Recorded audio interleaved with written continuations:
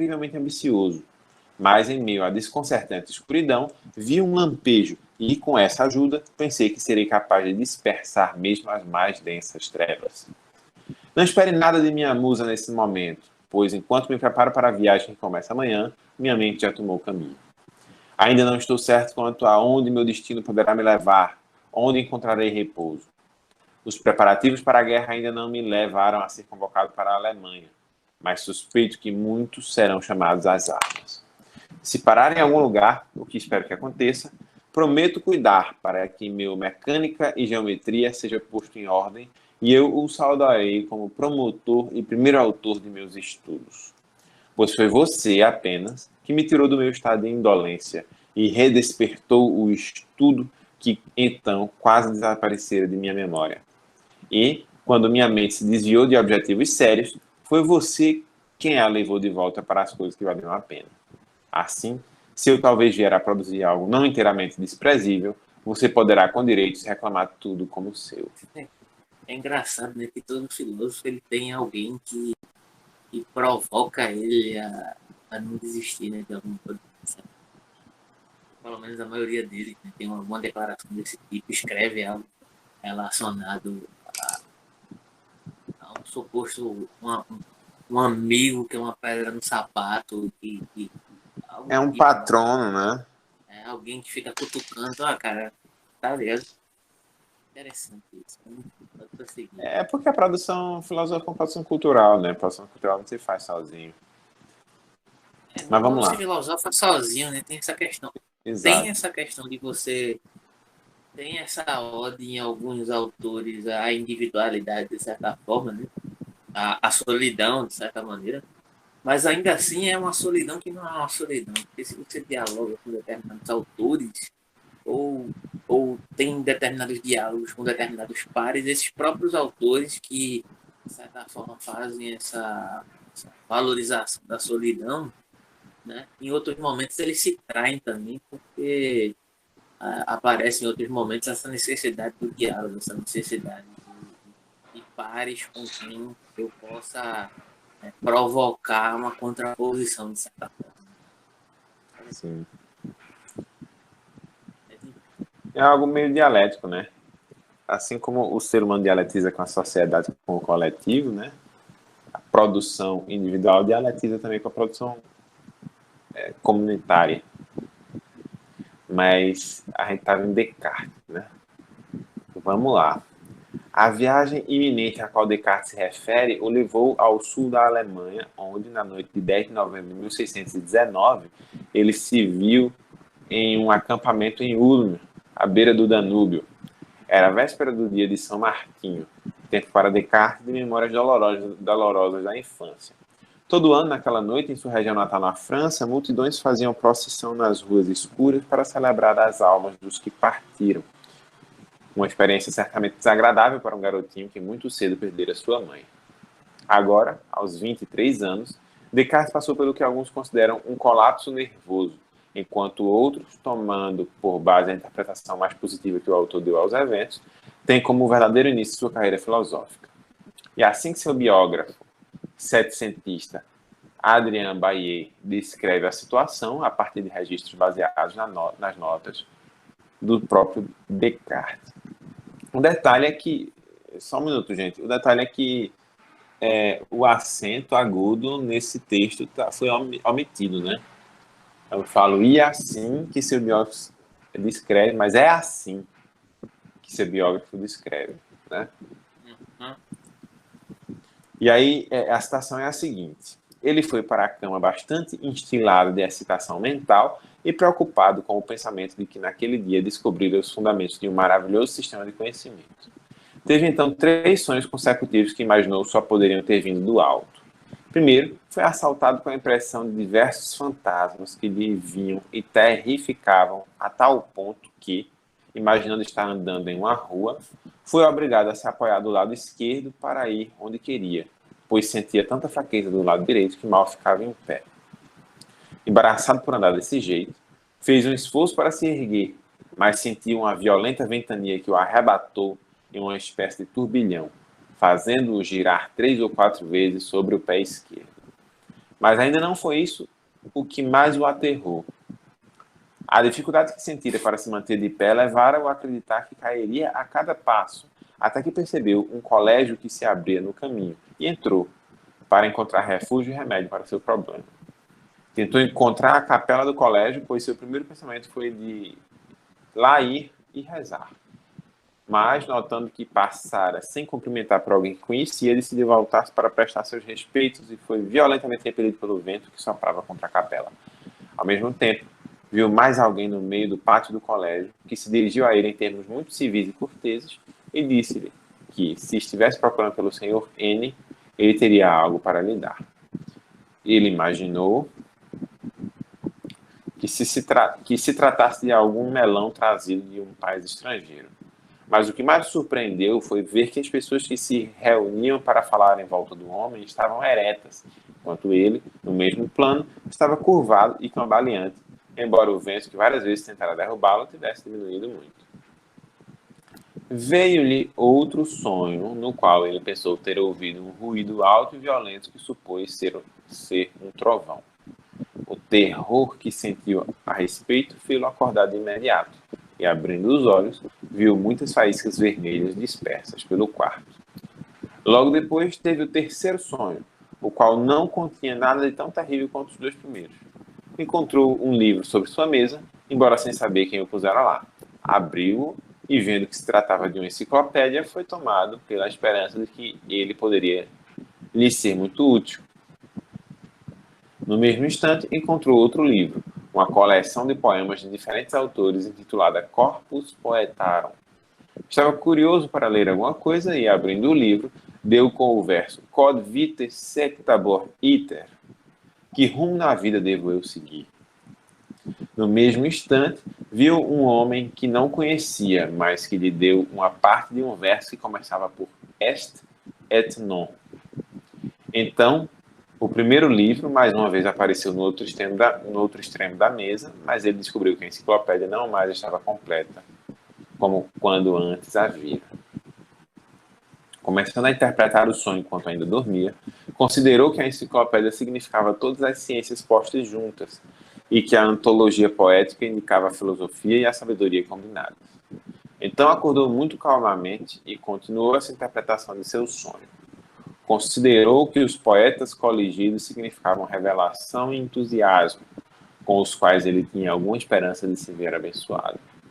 Tomou a parte do verso est et non, o sim e não de Pitágoras, pela verdade e falsidade no conhecimento humano.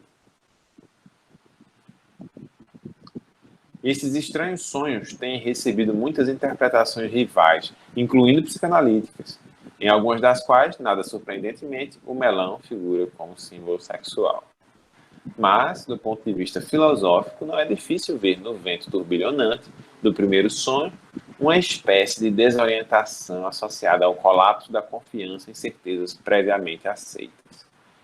Esse é precisamente o cenário da obra-prima filosófica que Descartes viria a compor 20 anos mais tarde, As Meditações, em cujo início o autor decide duvidar de todas as suas crenças anteriores em uma busca pelos fundamentos de um novo sistema de conhecimento. Tão sérias são as dúvidas nas quais fui arremessado, declara ele no início da segunda meditação, que não posso nem as colocar fora da consideração de minha mente, nem ver qualquer forma de resolvê-las. Sinto como se tivesse inesperadamente caído em um profundo redemoinho que me faz rolar de tal modo que não posso nem ficar de pé sobre o fundo, nem nadar até a tona. Quanto à revelação e entusiasmo dos poetas, não é normalmente uma imagem associada à investigação filosófica. Mas é claro que Descartes acreditava, como resultado desse último sonho, que estava destinado a completar a enciclopédia inacabada das ciências, a começar com o projeto gigantesco que ele havia antes esboçado em carta a Beckmann. Em seu discurso do método, quando então refletiu, cerca de 14 anos mais tarde, sobre os pensamentos que lhe vieram na sala quente como um forno, Descartes escreveu que aquelas longas cadeias de raciocínio muito simples e fáceis que os geômetras empregam para chegar às suas mais difíceis demonstrações deram-me a ocasião de supor que todas as coisas que caem sob o conhecimento humano estão interconectadas da mesma forma. E assim como o poeta tradicionalmente reclamava inspiração divina, a clara luz guia da verdade divina, sempre uma característica central da metafísica madura de Descartes, iluminará a mente do filósofo. A luz da razão, ou luz natural, como Descartes viria a chamá-la, não tem nada de revelatório no sentido bíblico. Pelo contrário, é a faculdade austeramente intelectual a nós concedida por Deus que nos permite apreender como autoevidentes as verdades fundamentais matemáticas e lógicas que são a chave para a compreensão do universo. Abre citação. Sempre permaneci firme na resolução que tomei, de nada aceitar como verdadeiro que não me parecesse mais claro e mais certo que as demonstrações dos geômetras. E dei-me conta de certas leis que Deus estabelecera na natureza e das quais implantara noções em nossas mentes que, depois de uma reflexão adequada, não podemos duvidar serem observadas exatamente em tudo o que existe e ocorre no mundo.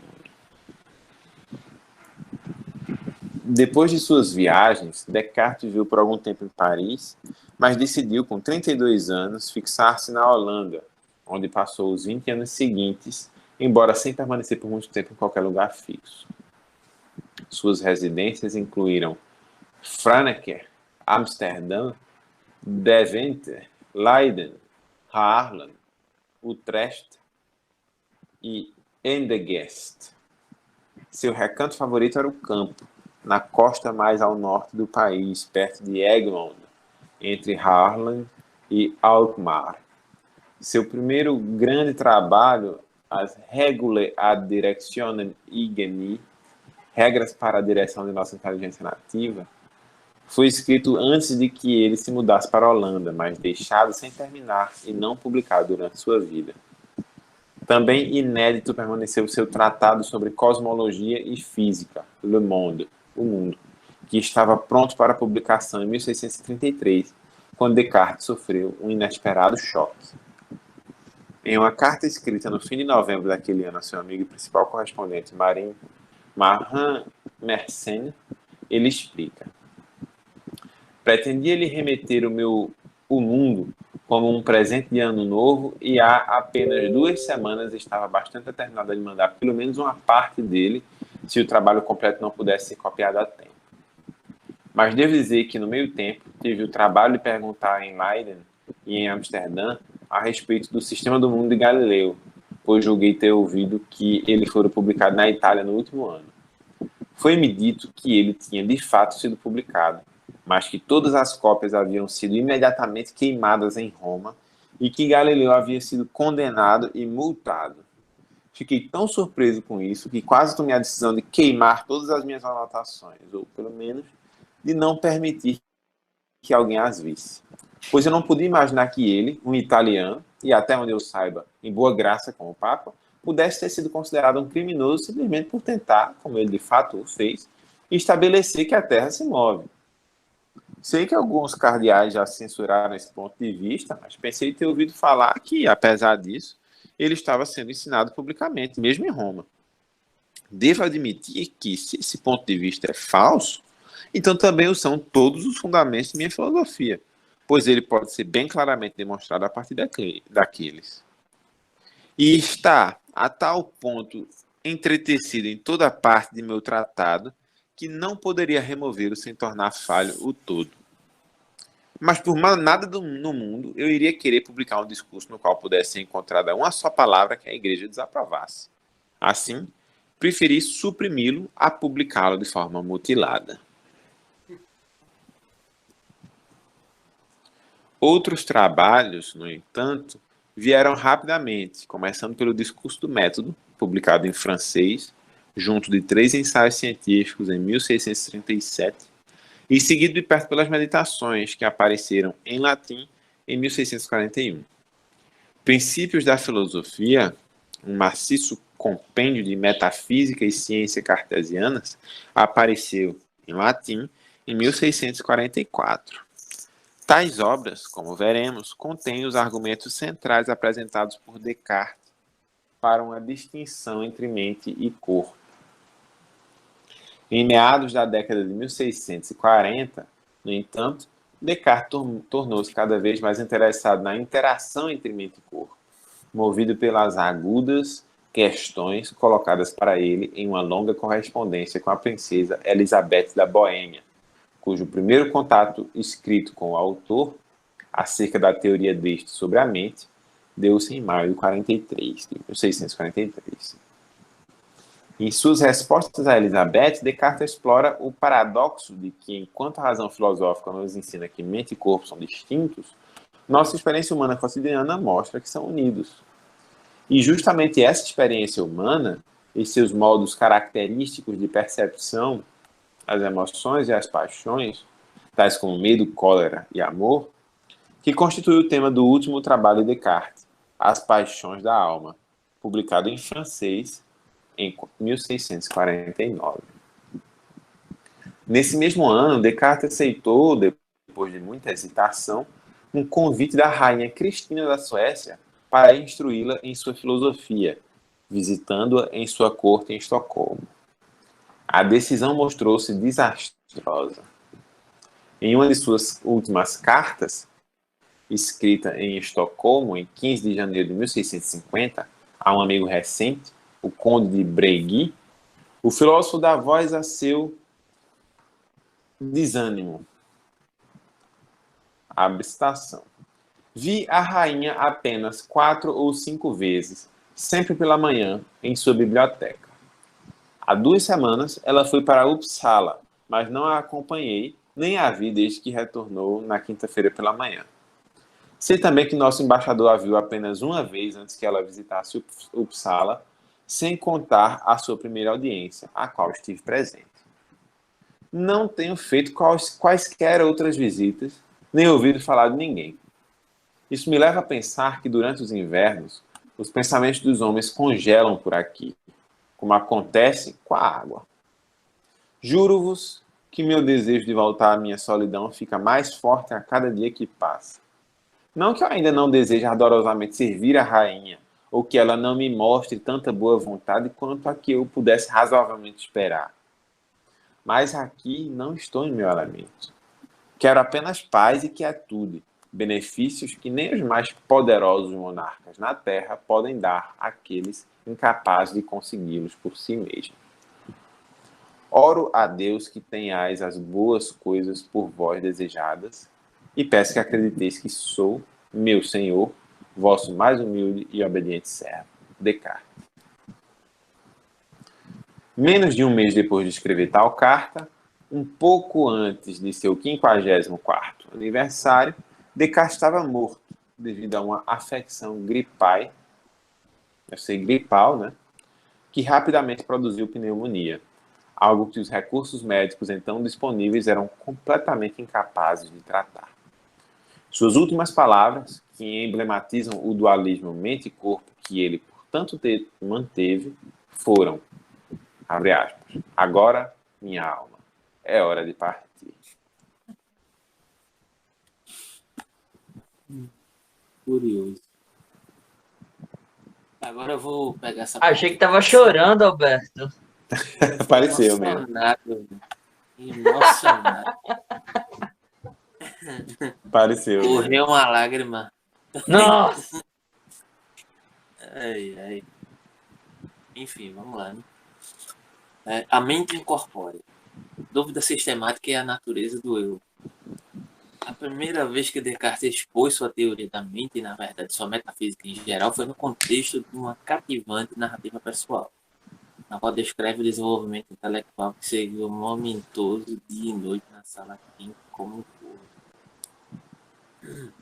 Durante os 9 anos seguintes, nada fiz além de vagar pelo mundo, tentando ser um espectador, ser mais um espectador que um ator em todas as comédias que nele se desenham.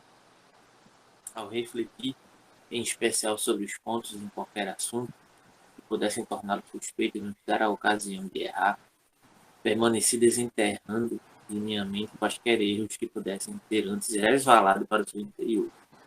Ao fazê-lo, não estava eu copiando os céticos que duvidavam apenas por duvidar, e sempre fingem importar-se a decisão.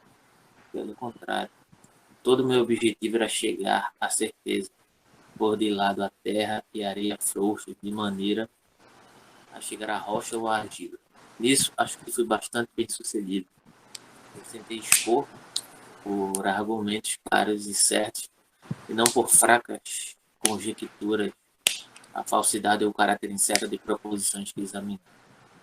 E, da mesma maneira que, ao demolir uma casa antiga, normalmente preservamos os restos para o uso da construção de uma nova, ao destruir todas essas minhas opiniões que julguei mal fundamentadas, fiz várias observações e adquiri muitas experiências que desde então tenho usado para estabelecer opiniões mais sérias.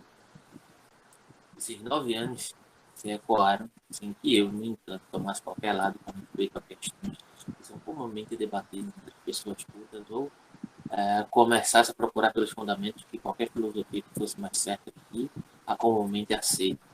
Há exatos 8 anos, resolvi mudar-me de qualquer lugar onde tivesse conhecido e me retirar para esse país, vivendo aqui em meio a essa grande massa de pessoas atarefadas, mas preocupadas com seus afazeres e curiosas a respeito dos outros, incapaz de ter uma vida tão solitária e recolhida quanto se estivesse no mais remoto deserto, quando não me faltaram os confortos encontráveis nas mais populosas cidades.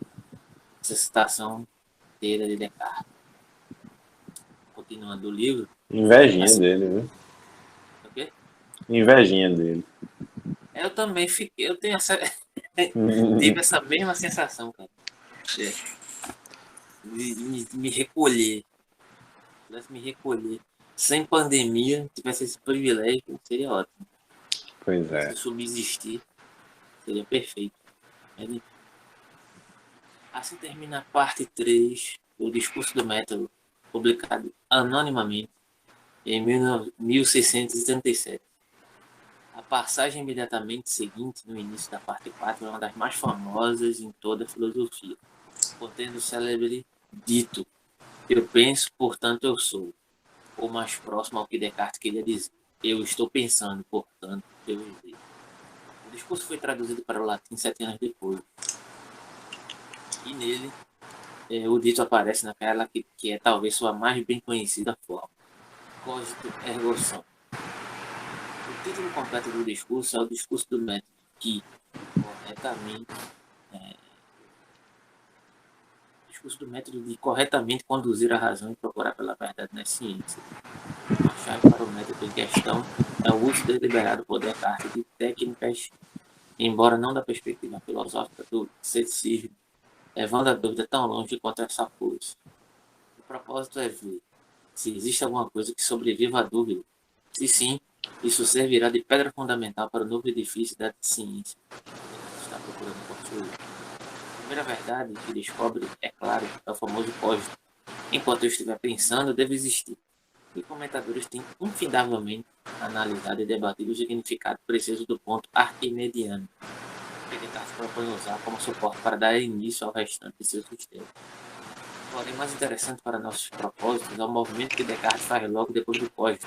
Ele segue adiante para discutir a natureza de seu ser pensante, cuja existência está tão seguro.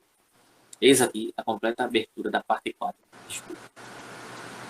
Não sei se devo lhes relatar as primeiras meditações que tive, pois são talvez por demais incomuns e metafísicas para o gosto das pessoas. E, ainda assim, para tornar possível julgar se os fundamentos que eu escolhi são firmes o bastante, estou de certo modo obrigado àquela fato. Por muito tempo, tenho observado que na vida prática é às vezes necessário seguir opiniões que se sabem muito incertas. Da mesma forma que se faria fossem elas indubitáveis.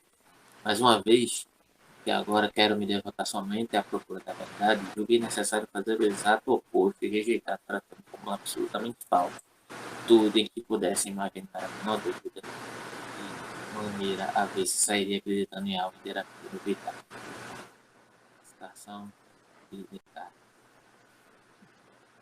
Assim, uma vez que nossos sentidos às vezes nos enganam, decidi supor que nada era tal como eles nos levavam a imaginar.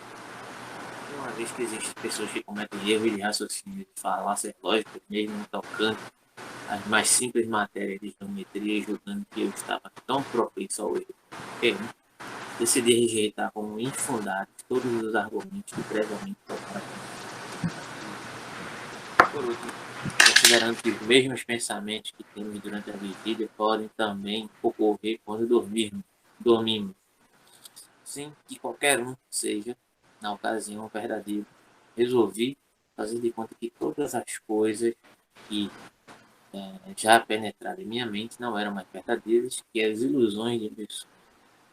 Não eram mais verdadeiras que as ilusões de meus sonhos.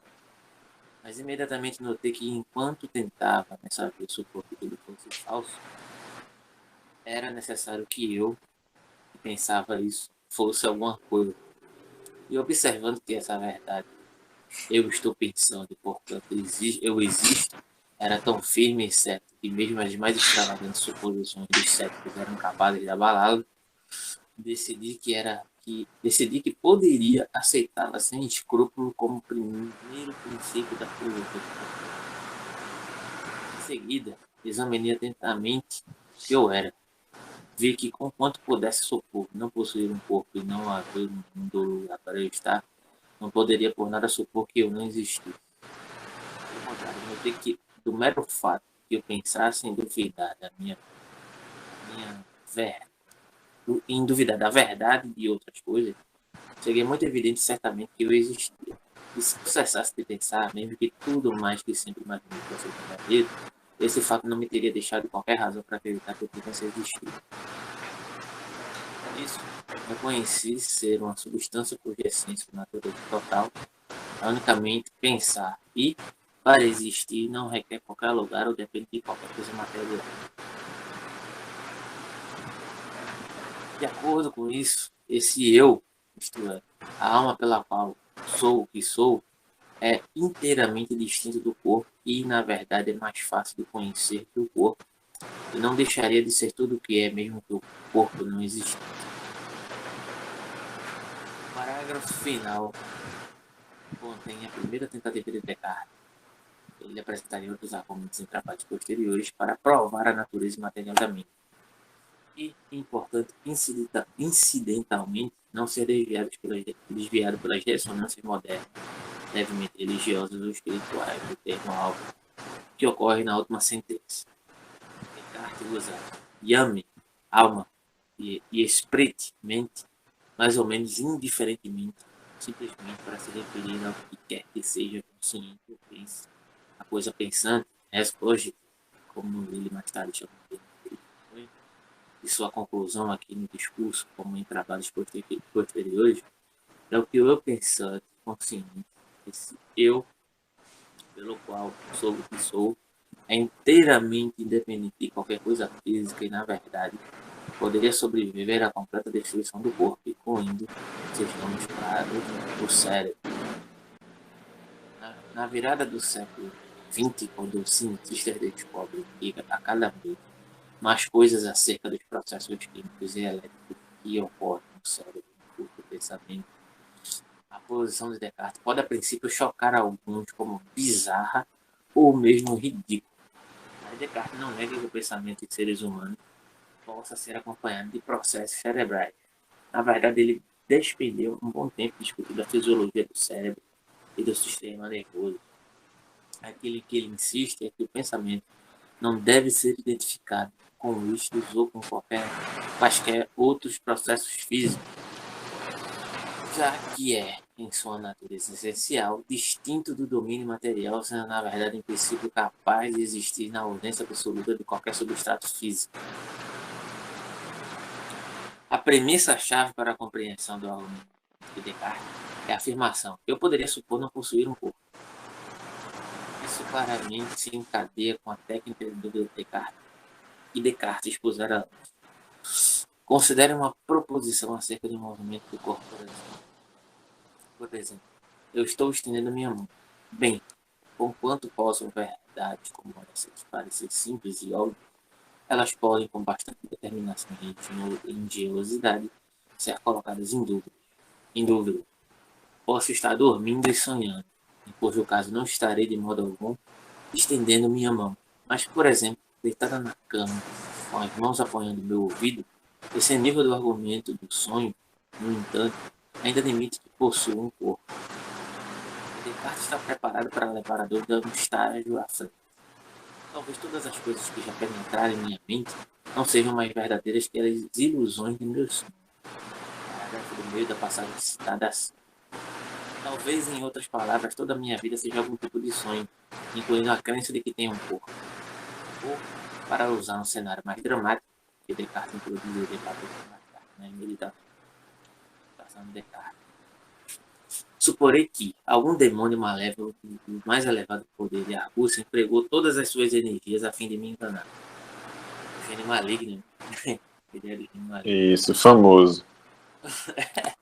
Pensarei que o céu, o ar, a terra, cores, figuras, sons e todas as coisas externas são apenas enganos de sonhos que ele arquitetou para engodar meu juízo. Considerarei a mim mesmo como não tendo mãos ou olhos ou carne ou sangue ou sentido, mas falsamente acreditando possuir todas essas coisas. Essa forma extrema de dúvida que permite suspender a certeza das coisas externas, ou seja, tudo que não seja o direto e imediato fluxo de meus pensamentos. Conclusão. Pode ser que eu não tenha mesmo um corpo.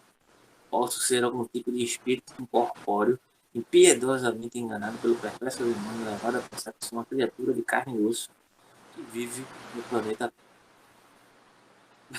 Mas mesmo levando a dúvida a esses limites exagerados ou hiperbólicos, como o próprio Descartes afirmava, não posso de qualquer forma duvidar que eu existo. Mesmo que eu seja um joguete do demônio, devo existir para que ele seja capaz de me enganar. É assim que Descartes retoma a história da segunda meditação. Suporei que tudo que vejo é escuro. Persuadir-me-ei que minha memória mente para mim e de que nenhuma das coisas que ela reporta aconteceu. Não tem um sentido. Corpo, figura, extensão, movimento e lugar são quimeras. Então, o que permanece verdade? Acabei de dizer que não tenho sentidos e corpo. Esse é o ponto limite. O que segue daí? Não estarei eu a tal ponto ligado a um corpo e ao sentido que não possa existir sem ele? Mas me convenci de que não existe absolutamente nada no mundo, nem o céu, nem uma terra, nem uma mente, nem um corpo. Não segue daí que eu também não existo? Não. Se me convenci de alguma coisa, certamente existia. Mas existe um enganador de supremo poder e astúcia que deliberada e constantemente me engana. Nesse caso, eu indubitavelmente existo se ele está me enganando. E deixemo-lo enganar-me tanto quanto queira. Nunca poderá fazer com que eu nada seja enquanto eu pensar ser alguma coisa. Assim, a existência de meu próprio eu consciente é absolutamente indubitável. Diferentemente do corpo, ele é imune mesmo às mais extremas dúvidas que puderem ser arquitetadas. Mas mesmo que sigamos Descartes, esse ponto, podemos aceitar o resultado que desse ponto, podemos aceitar o resultado que deduz de tudo isso. Ele estabeleceu que posso duvidar da existência do meu corpo, mas não de minha mente ou do meu eu consciente. Muito bem, mas segue daí nas palavras do discurso. E esse eu é inteiramente distinto do corpo, que poderia existir sim. Para responder, precisamos olhar para a forma lógica do argumento de Descartes, que parece ser. Posso duvidar da existência de C, mas não posso duvidar da existência de M. Então M poderia existir sem C. Se essa forma argumentativa fosse válida, deveria ser não apenas para mente e corpo, mas para todas as substituições de M e de C. Seja M batata amassada e C carboidrato. Suponha, sendo absolutamente ignorante em química, que eu possa duvidar da existência de carboidratos. Suponha ainda, para fins de argumentação, que eu seja capaz de duvidar da existência dessa batata amassada que me está sendo socada goela abaixo. Segue daí, parodiando Descartes. Que a batata amassada ainda poderia existir e não deixar de ser o que é. Mesmo que carboidratos não existissem, o erro de Descartes parece ser a tentativa de tirar verdades acerca da ontologia a partir de verdades epistemológicas, ou para colocar a coisa de maneira menos composta e tentar deduzir conclusões acerca da natureza real da mente ou do eu pensante a partir de premissas acerca daquilo de que podemos ou não estar certos ou de que podemos ou não duvidar. Ainda assim, eu também sempre achei isso. Isso aí. Ainda assim, aquilo de que sou capaz. Falei. Não, não, nunca tinha pensado nisso não, mas é uma crítica bem inteligente, né? Quer dizer, a gente até poderia existir sem corpo, mas isso é uma possibilidade apenas, né? E essa possibilidade de existir e a gente poder conhecer essa possibilidade não significa que ela seja verdadeira, né? Não é esse o argumento, né? Quer dizer, tirar conclusões acerca da natureza real é a partir do que eu posso ou não conhecer, ou me certificar, né? Do que nós podemos ou não duvidar. Pois é isso. Justamente isso. Eu sempre, de certa forma, de certa forma mais ou menos o que Nietzsche vai criticar. Lá vem Nietzsche de novo, né? É o que Nietzsche vai criticar, né? Penso, logo existo, né? Existo, logo penso. Ele inverte a questão. Então, como é que você vai pressupor que o pensamento ou a alma, né, digamos, em Descartes é algo prioritário ao corpo a partir das premissas que Descartes utiliza aqui, né? Ou seja, ele pressupõe, de acordo com a organização que ele faz aqui, né? Que ele dá o exemplo aqui na frente, pelo menos de acordo com esse exemplo, né? Posso duvidar da existência de C, mas não posso duvidar da existência de M. M seria a mente, né? C é corpo, né? Você pressupõe que eu necessariamente não posso duvidar da existência de M, entendendo que M é algo necessariamente que se sobressai ao corpo, né? Você já está partindo de um determinado pressuposto que seria já colocado como certeza. E não necessariamente seria isso aqui. Isso, quer dizer, nada garante que seria necessariamente isso, na verdade. Isso aqui é uma possibilidade, né? Mas o fato dessa possibilidade existir não nos traz um conhecimento acerca da natureza real. Qual é a possibilidade que de fato acontece no mundo? A gente não sabe, né? A possibilidade da mente existir sem o corpo é apenas possível e não real, né? Mas já que a gente está comentando, eu queria chamar a atenção para outra coisa. Que eu estou lendo esse livro já pensando na questão da psicologia, né? Eu também estava pensando nisso. E ele fala um pouco lá em cima do momento em que Descartes trata da mente da mente como um universo privado, sabe? Um universo particular. E aí me parece que isso influenciou muito a psicologia nesse sentido, né?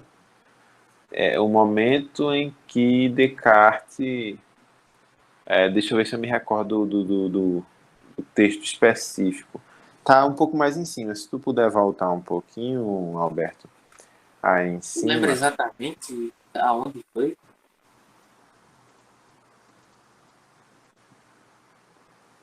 Para.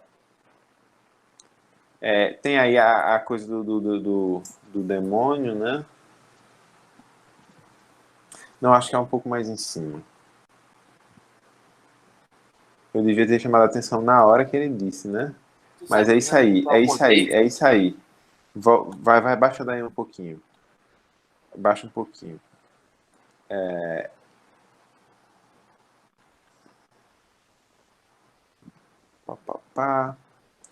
o pensamento, aquilo que ele insiste é que o pensamento não deve ser identificado com esses ou com quaisquer outros processos físicos, já que é, em sua natureza essencial, distinto do domínio material, sendo, na verdade, em princípio, capaz de existir na ausência absoluta de qualquer substrato físico.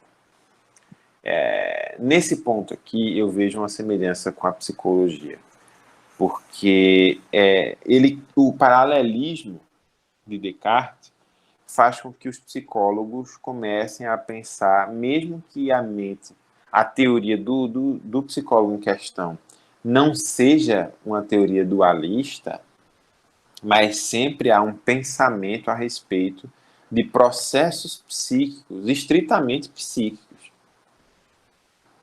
Você está entendendo? E eu acho que isso tem uma herança cartesiana dualista aí, não tem? Freud, por exemplo. Forma, Freud. principalmente em Freud, né? Se você for pegar outros tipos de psicanálise, eles vão dialogar mais com Descartes nesse sentido, né? Mas aí é a questão que Freud, de certa forma, ele mantém algumas questões, talvez, eu não sei se é por conta do aspecto, de certa forma, cultural também, né? Isso, é o que eu acho também. É o Epistemológico cientificismo dele. científico, digamos. Isso. É o cientificismo dele. Ele quer separar epistemologicamente uma coisa que ele acredita que na realidade não é separado, que é, por exemplo, a pulsão do instinto. O instinto sendo biológico, físico, químico, e a pulsão sendo uma versão psicológica do instinto. E essa separação é meramente epistemológica. Essa separação é didática. Tá entendendo? Mas é uma separação mente e corpo. Se não cartesiana, se não na teoria de Freud, mas na forma como Freud apresenta essa teoria, ou seja, na cientificidade da teoria existe a separação conceitual, né? Eu sempre achei isso. E eu diria mais, tem outras questões ali em Freud que, de certa forma, por mais que Freud tenha um outro direcionamento, mas na epistemologia dele, quer dizer, aparece até questões idealistas platônicas dentro dos aspectos científicos que ele quiser. Pois é como se ele tivesse preso numa noção de ciência profundamente dualista, né? Mesmo que a própria teoria dele seja um golpe nisso e fundamento para o desenvolvimento posterior de coisas que vão contra esse dualismo. Mas ele se deixa influenciar por isso de alguma forma. Eu não sei até que ponto os psicólogos todos escolhem um objeto de estudo que é definido por uma postura cartesiana, uma postura dualista. Entende?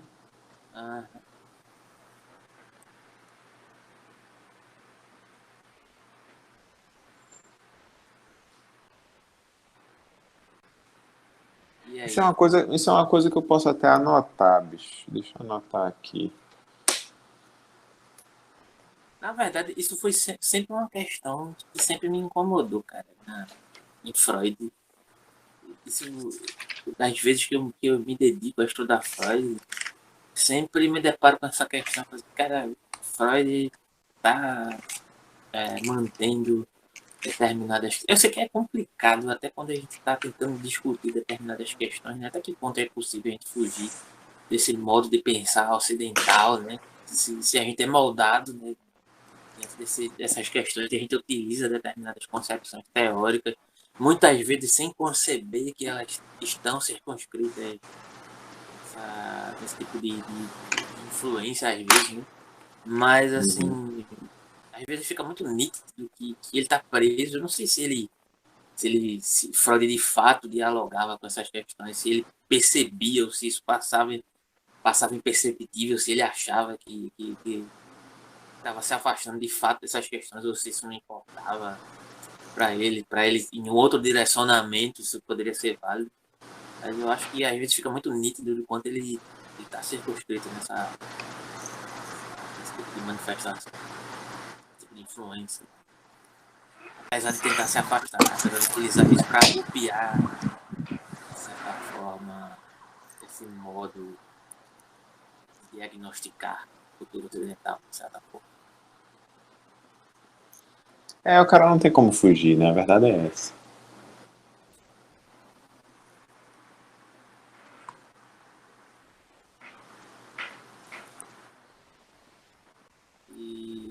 E nesse sentido aqui, a gente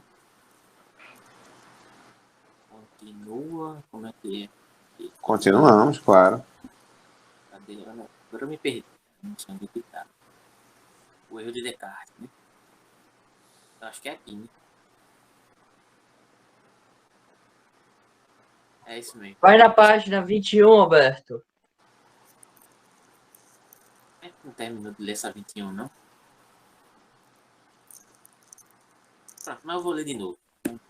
O erro de Descartes parece ser a tentativa de tirar verdades acerca da ontologia a partir de verdades epistemológicas ou para colocar a coisa de maneira menos pomposa e tentar deduzir conclusões acerca da natureza real da mente ou do eu pensante a partir de premissas acerca daquilo de que podemos ou não estar certo, ou de que podemos ou não duvidar.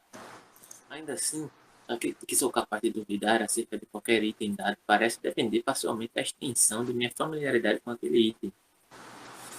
E a extensão de minha própria familiaridade com entes, batatas ou qualquer outra coisa parece uma base precária para chegar a conclusões firmes acerca de que é realmente essencial ou não para a sua existência.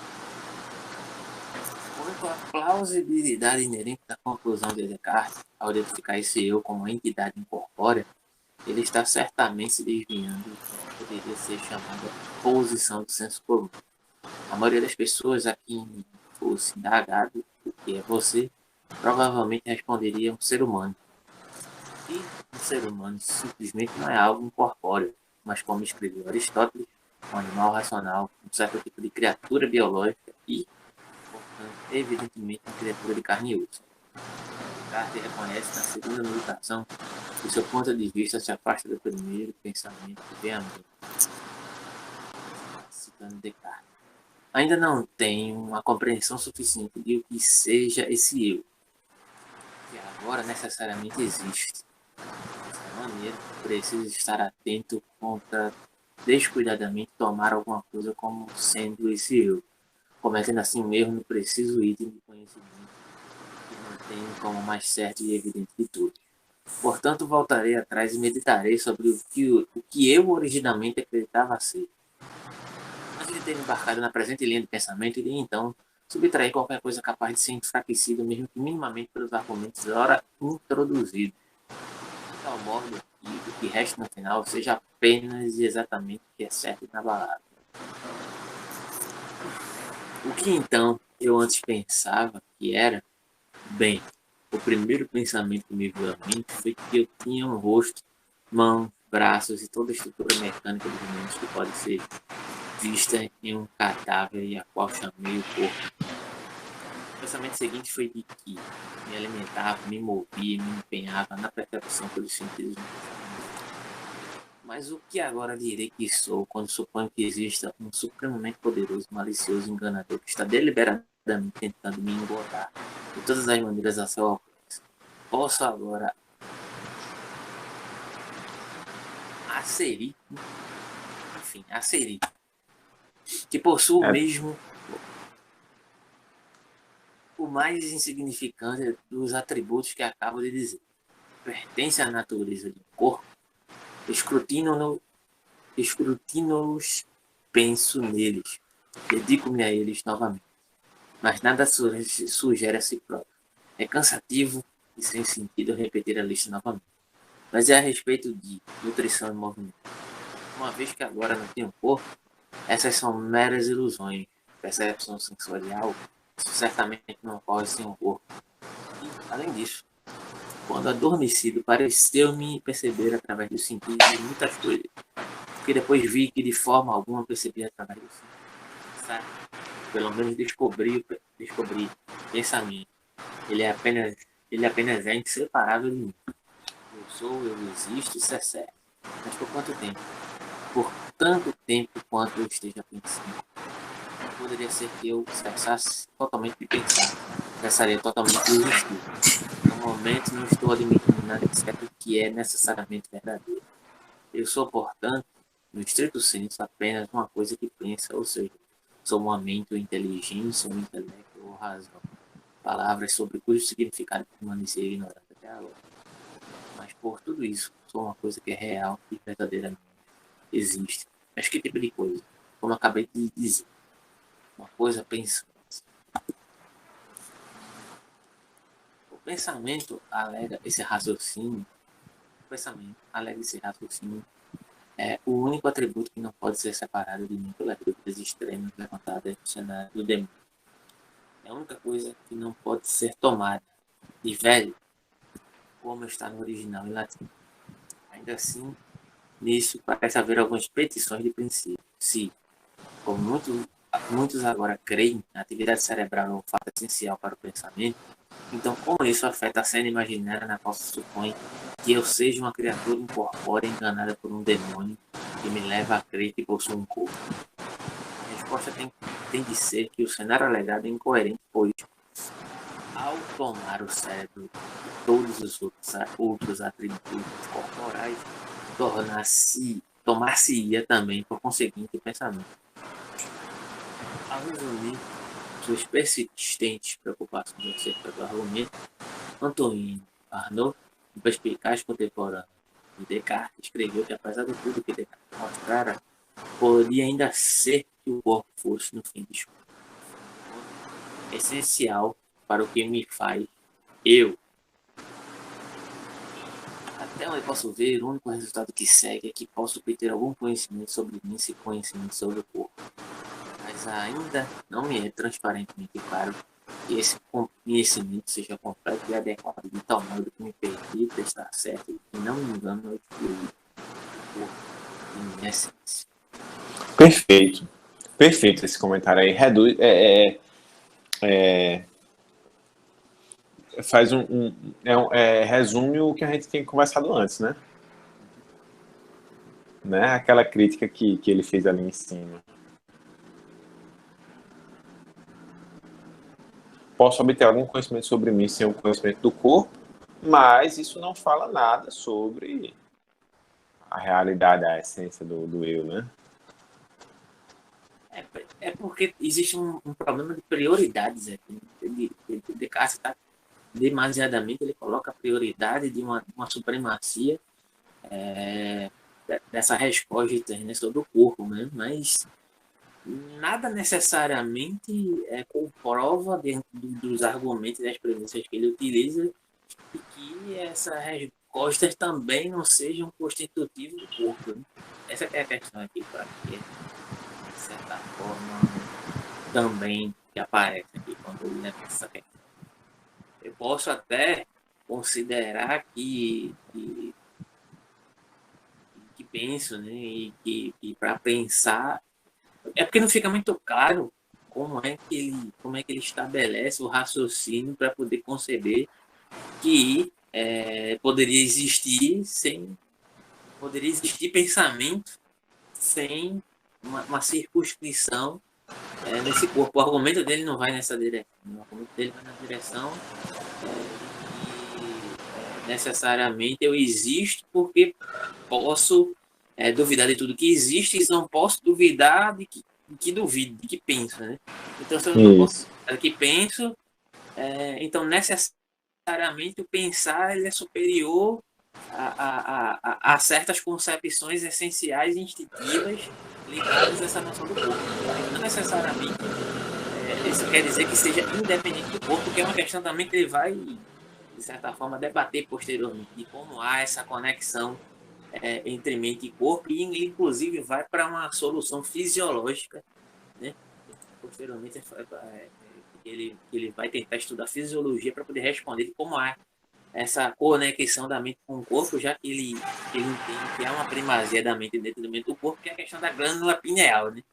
Não sei se Sim, sei que era a aí ele união, o apela ponto para de essa união, questão. né? E aí para tentar justificar, né, essa Uhum. tese dele. Né? Mas, enfim. Bem, gente, falta são 5 para as 10. A gente não precisa ler o livro todo hoje, mas eu acho que segunda-feira a gente já termina esse livro, né? Seria mais o caso de ponderar realmente sobre o que a gente leu até agora. Eu achei informativo e me fez pensar sobre o quanto o dualismo está presente na produção dos psicólogos, sabe? Eu acho que, Essa é uma embora questão a no- importante. para o nosso curso é uma questão super importante, embora a ideia de alma racional seja anterior, e eu acho que isso aí tudo que tu dissesse agora há pouco, ou seja, uma suposta superioridade da alma sobre o corpo, isso é cultural. Isso ele herda da leitura dos clássicos que ele fez, né? Dos Ainda hoje, gregos, a maioria das né? pessoas raciocinam dessa forma, que dirá nessa época. Pois é. Então, assim, a ideia de importância que se dá à alma, à reflexão, data lá atrás, né? Não sei, talvez de Platão, né? Mas aqui, eu acho que o diferencial aqui é que ele Antes até de estabelece Platão, então, o orfismo, o orfismo, né? o orfismo já estava lá presente, isso aí. Então a noção de alma racional é anterior, mas Descartes aqui ele abre espaço para a criação de um mundo da intimidade que que eu acho que o autor disso é Santo Agostinho, né? Só que aqui ele sai de uma reflexão, por assim dizer, assim, mais existencial e moral e traz para a ciência, né? Ou seja, eu vou anotar essa crítica também, só eu vou deduzir coisas sobre a realidade a partir de que eu não posso duvidar, né? Me parece que isso faz com que com que a própria ciência seja toda construída a partir de um pressuposto da dúvida, né? E a produção de ciência posterior a Descartes parte disso e leva todos os psicólogos da história a estabelecer uma separação conceitual, ao menos conceitual, entre mente e corpo. E uma reestruturação do conhecimento a partir dessa noção do eu. Essa é a ideia. A partir da noção do eu, né? Sim, perfeito, perfeito. Deixa eu anotar isso. Calma. Crítica a Descartes.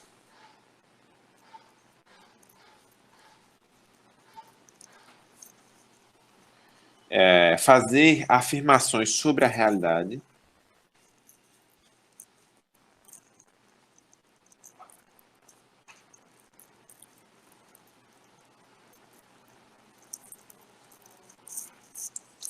baseando-se